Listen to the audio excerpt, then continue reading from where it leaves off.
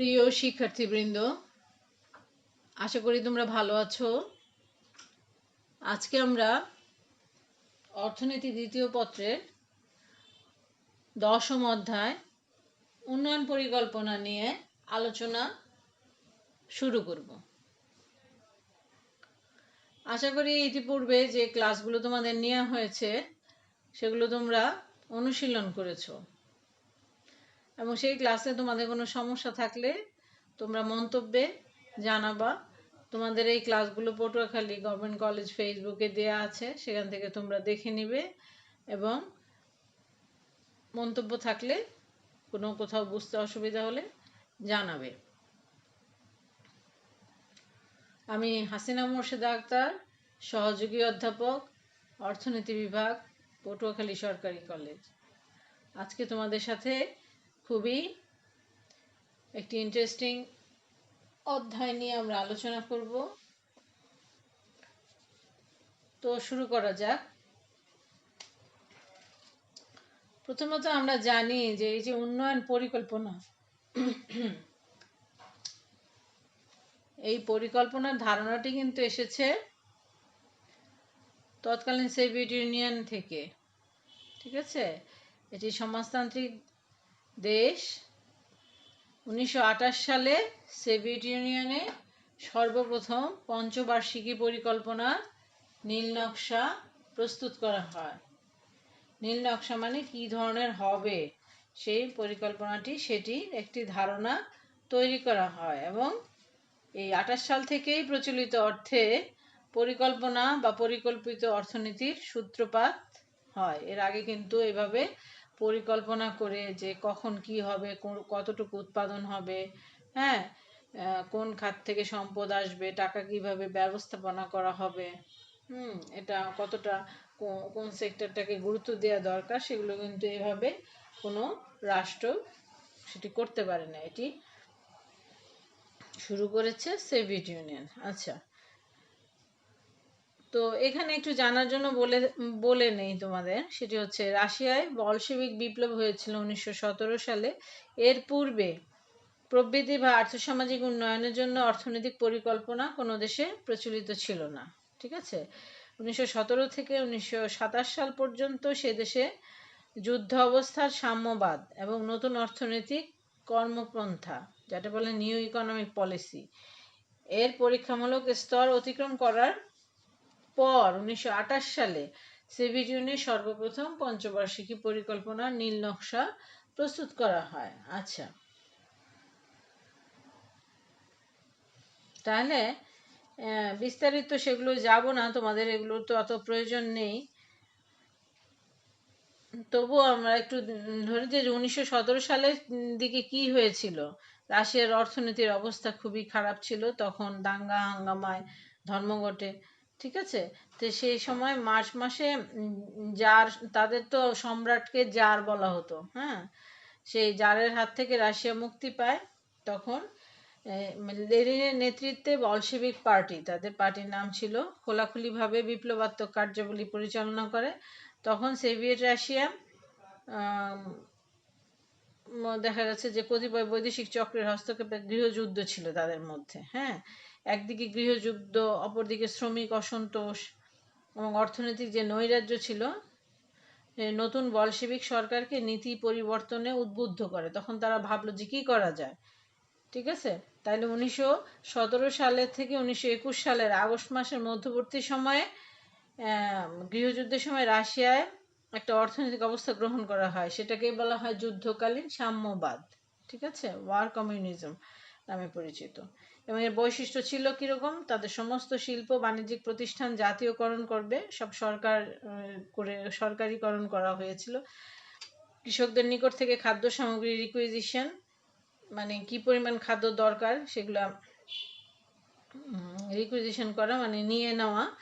আর ব্যবসায় রাষ্ট্র কর্তৃক এবং দ্রব্য সামগ্রী কেন্দ্রীয় বন্টন, সবকিছুই সরকারের মাধ্যমে বন্টন করা হবে। অ্যান্ড লাস্টলি ছিল সর্বহারাদের একনায়ক তত্ত্ব। এগুলো বলতে গেলে এখন অনেক সময় লাগবে। তো যাই হোক, মানে রাশিয়ায় যে বিপ্লব হয়েছিল বলশেভিক পার্টির নেতৃত্বে, সেই বিপ্লবের পরবর্তী সময়ে তাদের অর্থনৈতিক যে অবস্থা পুনর্গঠন করার জন্য তাদেরকে বিভিন্ন পরিকল্পনা গ্রহণ করতে হয়েছিল। সেই 1917 থেকে 1921 সালের মধ্যে যেটি করা হয়েছিল সেটাকে বলা হচ্ছিল ওয়ার কমিউনিজম, এবং পরবর্তী সময় তারা আবার আরেকটা নিয়েছিল নিউ ইকোনমিক পলিসি। হ্যাঁ, সেটি 1921 সালের 8ই মার্চ সোভিয়েত কমিউনিস্ট পার্টি 10ম কংগ্রেসের নতুন অর্থনৈতিক কার্যক্রম অনুমোদন এবং গ্রহণ করা হয়। ঠিক আছে, আচ্ছা। ওইটার মধ্যে আবার কিছু জিনিস ছিল, বাধ্যতামূলক শস্য সংগ্রহ নীতি রহিতকরণ, আগের বারে ছিল না, রিকুইজিশন করতো, সেটি বাদ দেওয়া হয়েছিল। কৃষি পরিবারের ব্যক্তিগত উৎসাহ উদ্যোগের মধ্যে কৃষি উৎপাদন ব্যবস্থা পূর্বাবস্থা প্রাপ্তির ব্যবস্থা করেছিল। কৃষি দ্রব্যে অবাধ ব্যবসা চালু করেছিল। অর্থাৎ তাদের যে নতুন একটা রাজনৈতিক এবং অর্থনৈতিক পট পরিবর্তনের প্রেক্ষিতে ধীরে ধীরে তাদের পরিকল্পিত অর্থনীতির চিন্তা ভাবনা করতে হয়, এবং সেটি 1928 সালে এসে সফল হয়। এবং সেই 28 সালে তাদের পঞ্চবার্ষিকী পরিকল্পনা দিয়ে তারা কিন্তু এই আমাদের, দেখো এখন কত সাল, 2020 সাল, 100 বছরও কিন্তু হয়নি পরিকল্পিত অর্থনীতির ধারণা পৃথিবীতে এসছে। ঠিক আছে, তাহলে একটি দেশের অর্থনৈতিক সামাজিক উন্নয়নের জন্য পরিকল্পিত অর্থনীতির অনেক বেশি প্রয়োজন। এমনকি আমাদের জীবনের জন্যও পরিকল্পনা খুবই প্রয়োজন। তুমি যে পড়াশোনা করবে, তোমাকে কোন দিকে যাবে, সেই জন্য তোমাকে কি ব্যবস্থা নিতে হবে। পড়াশোনা না করো, সারা বছর শেষে একটি ভালো ফল চাইলে কখনোই পাওয়া যায় না। তাহলে সবকিছুই পরিকল্পনা মাফিক করতে হয়। তো চলো, তাহলে আমরা জানলাম যে উন্নয়ন পরিকল্পনা এসছে মূলত সোভিয়েত ইউনিয়নের কাছ থেকে। পরবর্তী সময়ে বিশ্বের বিভিন্ন দেশ এই পরিকল্পনা ধার করে তাদের অর্থনৈতিক পরিকল্পনা গ্রহণ করছে। এবং এবার আমরা জানি যে উন্নয়ন পরিকল্পনা বলতে কি বুঝি। উন্নয়ন শব্দটাই হচ্ছে কি, পজিটিভ কিছু, তাই না? পূর্বের অবস্থার চেয়ে ভালো কিছু করা, এবং সেটা অবশ্যই অর্থনৈতিক এবং সামাজিক প্রেক্ষাপটে। আচ্ছা, এখন চলো একটি নির্দিষ্ট সময়ে, এই সময়টা 1 বছর হতে পারে, 2 বছর হতে পারে, 5 বছর হতে পারে, এবং 10 বছর বা ততোধিক সময় হতে পারে। ঠিক আছে, তাহলে একটি নির্দিষ্ট সময়ে কোনো অর্থনীতির অগ্রাধিকার বাছাইপূর্বক, অবশ্যই যে খাতগুলোতে দরকার, বাছাইপূর্বক সুনির্দিষ্ট কতগুলো সমাজের উন্নয়নের জন্য যে দরকার অর্থনৈতিক লক্ষ্য অর্জনের জন্য দেশে প্রাপ্ত সকল সম্পদ, প্রত্যেক দেশেই তো কিছু সম্পদ রয়েছে, তাই না? প্রাকৃতিক সম্পদ, হ্যাঁ, যেমন ভূমি রয়েছে, পানি রয়েছে, তারপরে প্রাকৃতিক গ্যাস আছে, বিভিন্ন ধরনের গাছ আছে, তাই না? বনজ সম্পদ আছে, ইত্যাদি সমস্ত সম্পদ, প্রাপ্ত সকল সম্পদের কোথাও কোথাও দেখা যাচ্ছে যে চীনামাটি আছে, পাথর আছে, এগুলো ব্যবহার করেও প্রাপ্ত সকল সম্পদের সুষ্ঠু, দক্ষ, উত্তম ব্যবহার নিশ্চিত করে যে নির্ধারিত ও পরিকল্পিত কর্মসূচি গ্রহণ করা হয় তাকে উন্নয়ন পরিকল্পনা বলে। তাহলে দেখো এখানে কি আছে, কিছু অগ্রাধিকার ভিত্তিক খাত আছে, সামাজিক অর্থনৈতিক লক্ষ্য অর্জন করতে হবে, এবং সেই দেশে যে রিসোর্স আছে সেই রিসোর্সের প্রেক্ষিতে, এবং তাকে কি করতে হবে, সুষ্ঠু, দক্ষ, উত্তম ব্যবহার বলেছে, নিশ্চিত করে যে নির্ধারিত পরিকল্পিত কর্মসূচি গ্রহণ করা হয় তাকে বলা হচ্ছে উন্নয়ন পরিকল্পনা। ঠিক আছে, আচ্ছা। এখন দেখো এই যে উন্নয়ন পরিকল্পনা, এটা তোমাদের বইয়ে বিভিন্ন অর্থনীতিবিদ বিভিন্নভাবে সংজ্ঞা দিয়েছেন। যেমন ধরো অধ্যাপক হায়েক একটি সংজ্ঞা দিয়েছেন যে কেন্দ্রীয় কর্তৃপক্ষ কর্তৃক উৎপাদনশীল কার্যাবলীর দিক নির্দেশনাই হলো পরিকল্পনা। এখানে কেন্দ্রীয় কর্তৃপক্ষ বলতে কি, সরকারকে বোঝানো হচ্ছে। প্রফেসর ডাল্টনের একটি সংজ্ঞা আছে যে ব্যাপক অর্থে ঈপ্সিত উদ্দেশ্য, ঈপ্সিত মানে কি, যা আমরা চাই, হ্যাঁ, যা আমরা পছন্দ করি, যা আমরা চাচ্ছি, আচ্ছা, কাঙ্ক্ষিত যেটা, হ্যাঁ, ব্যাপক অর্থে ঈপ্সিত উদ্দেশ্য পূরণের জন্য অর্থনৈতিক কার্যাবলী পরিচালনার নিমিত্তে অপ্রচুর সম্পদ ব্যবহার। অপ্রচুর বলতে কি বোঝায়? সম্পদ তো আমাদের অনেক নেই, তাই না? সম্পদের তো সীমাবদ্ধতা আছে। সেই অর্থে অপ্রচুর সম্পদ ব্যবহারে সুস্পষ্ট নীতি এবং নির্দেশকেই অর্থনৈতিক পরিকল্পনা বলে।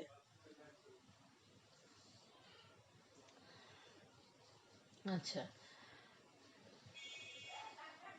অধ্যাপক ডিকেনসন একটি সংজ্ঞা দিয়েছেন যে বড় বড় অর্থনৈতিক সিদ্ধান্ত গ্রহণ করা, কি দ্রব্য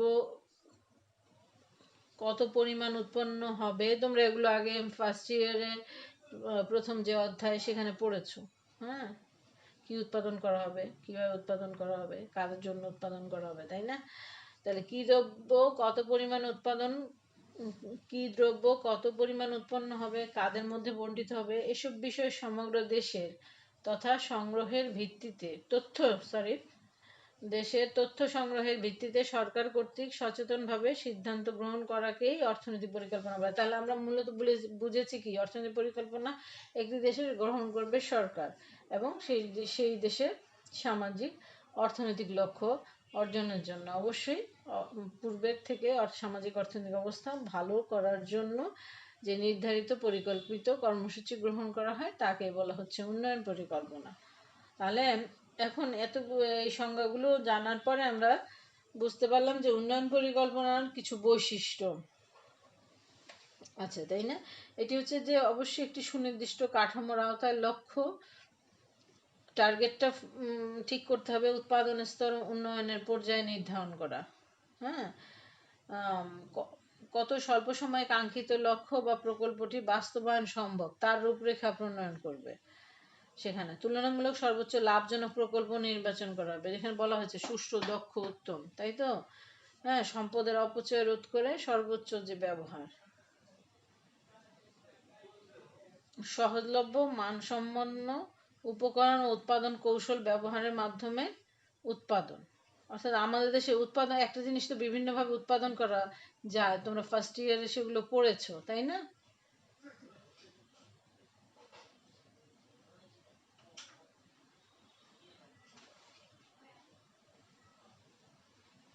যেমন যে দেশে শ্রম সস্তা তারা শ্রম বেশি ব্যবহার করবে, মূলধন কম ব্যবহার করবে। যে দেশে মূলধন সহজলভ্য তারা মূলধন বেশি ব্যবহার করবে, শ্রম কম ব্যবহার করবে। এই ধরনের উৎপাদন কৌশল তারা ব্যবহার করতে পারে।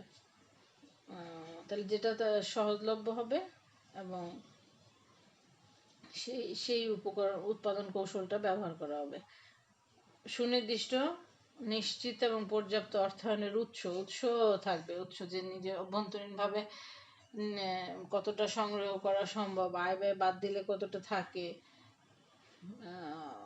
রাষ্ট্রের হাতে, প্লাস হচ্ছে যদি সরকারকে ধার নিতে, এর আগে আমরা সরকারি অর্থ ব্যবস্থা পড়েছি, তাহলে অভ্যন্তরীণ বাজার থেকে কতটা সরকার অর্থ সংগ্রহ করতে পারে, অথবা বিদেশ থেকে যদি ধার নিতে হয় কীভাবে তা, সেগুলো সবই উন্নয়ন পরিকল্পনায় কিন্তু উল্লেখ থাকতে হবে। আর ত্রুটি বিচ্যুতি নির্ধারণপূর্বক প্রয়োজনীয় সংশোধনের জন্য প্রকল্প মূল্যায়ন চলমান রাখা, মানে এটি একটি চলমান প্রক্রিয়া, যে পরিকল্পনা করে দিলাম আর কোনো খোঁজ খবর নাই সেরকম না। অর্থাৎ এটা ত্রুটি বিচ্যুতি থাকতে পারে, সেগুলো নির্ধারণ করে প্রয়োজনীয় সংশোধনের জন্য প্রকল্প মূল্যায়নগুলোকে, প্রকল্প যে থাকবে সেগুলোকে চলমান রাখা। যেমন দেখা যাচ্ছে যে বিভিন্ন প্রকল্প নেওয়া হয়, তারপর আবার প্রকল্পের যে মেয়াদ থাকে, মেয়াদে শেষ না হলে মেয়াদ বাড়াতে হয় বিভিন্ন কারণে, আবার দেখা যায় যে অর্থ বরাদ্দ বাড়াতে হয়, তাই তো? তো ঠিক আছে, উন্নয়ন পরিকল্পনার জন্য আমাদের এই বাস্তবায়ন করার জন্য কি দরকার? পরিকল্পনা কমিশন আছে আমাদের দেশে, এবং তাদের কাছে কি সঠিক পর্যাপ্ত পরিসংখ্যানিক তথ্য, লক্ষ্য কি আমাদের, উদ্দেশ্য, অগ্রাধিকার ভিত্তিতে টার্গেট ঠিক করা, অর্থাৎ কোনগুলো কাজ আগে করতে হবে, প্রয়োজনীয় সম্পদ সমাবেশ করবে, অর্থাৎ আমাদের যে রিসোর্স বিভিন্ন জায়গায় ছড়িয়ে ছিটিয়ে আছে সেগুলোকে এক জায়গায় আনা, এবং পরিকল্পনাকে সামঞ্জস্যপূর্ণ করা। দুর্নীতিমুক্ত দক্ষ প্রশাসক লাগবে যাতে আমাদের অর্থের অপচয় না হয়। উপযুক্ত উন্নয়ন নীতি, মিতব্যয়িতা, উপযুক্ত শিক্ষার উপর ভিত্তি করে প্রকল্প গ্রহণ, এবং জনগণের ভোগাভ্যাসও কিন্তু খেয়াল করতে হবে। বাংলাদেশের জনগণ যা খায় সেই জিনিস উৎপাদন করতে হবে, তাই না?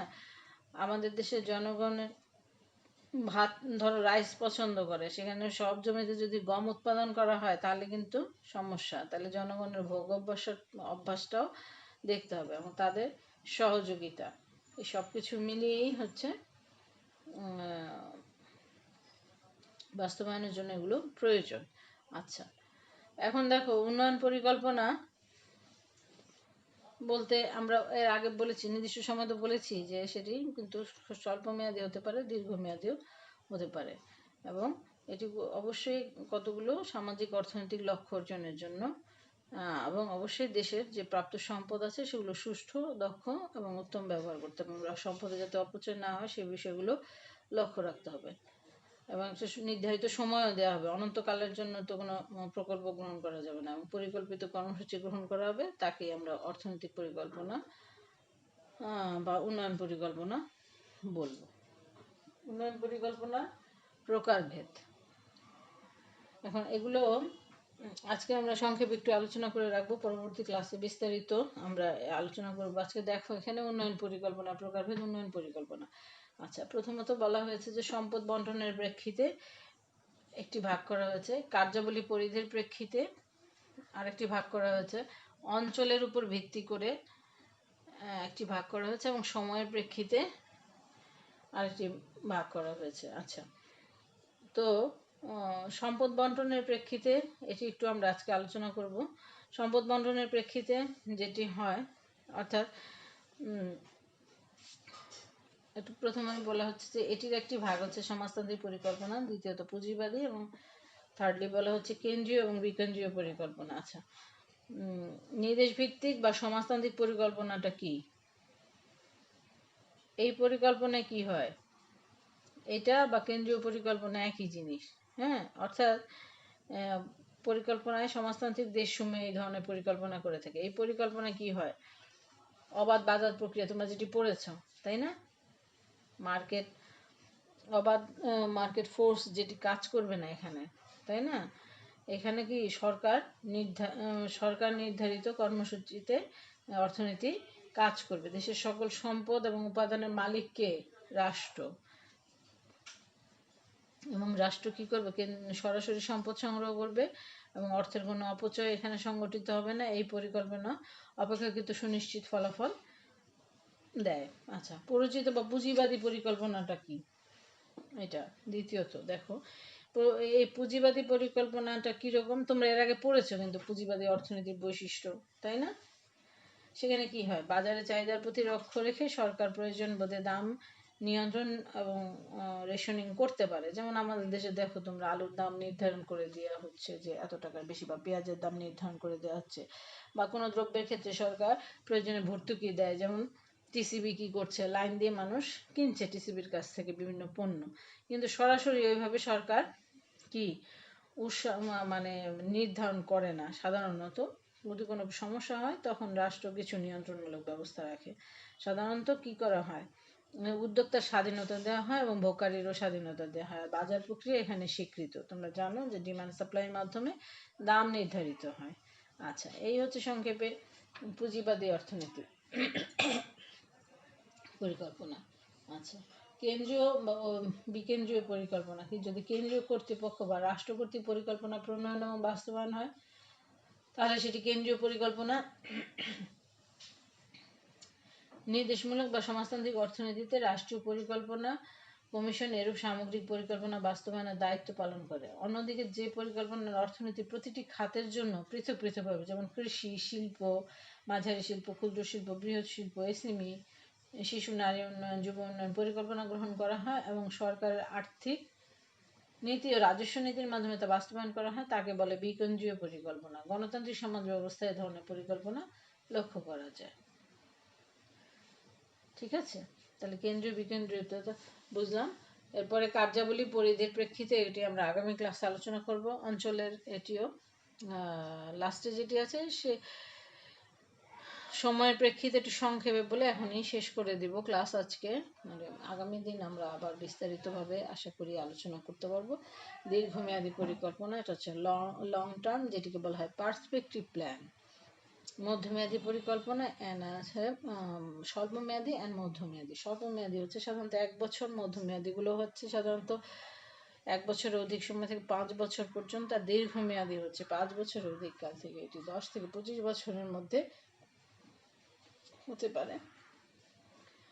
ঠিক আছে, তাহলে আমরা আগামী ক্লাসে বিস্তারিতভাবে আরও জানব। তো আজকে তোমাদের এ পর্যন্তই আমি এখানে শেষ করব। তো আশা করি তোমরা বুঝতে পেরেছো।